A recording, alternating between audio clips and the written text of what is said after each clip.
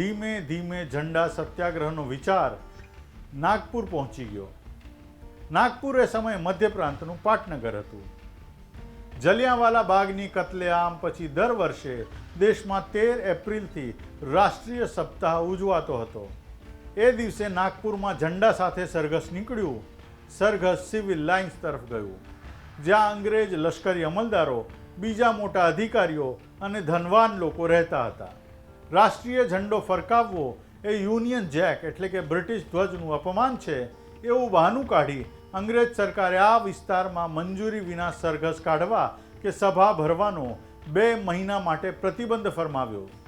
કોંગ્રેસ કાર્યકરોને લડત માટે મુદ્દો મળી ગયો.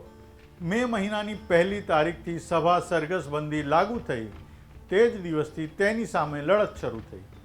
દરરોજ 10 સ્વયંસેવકો ઝંડો લઈને પ્રતિબંધિત વિસ્તારમાં પ્રવેશે, પોલીસ તેમની ધરપકડ કરે અને ફોજદારી અદાલત તેમને 6 મહિનાની કેદની સજા કરે.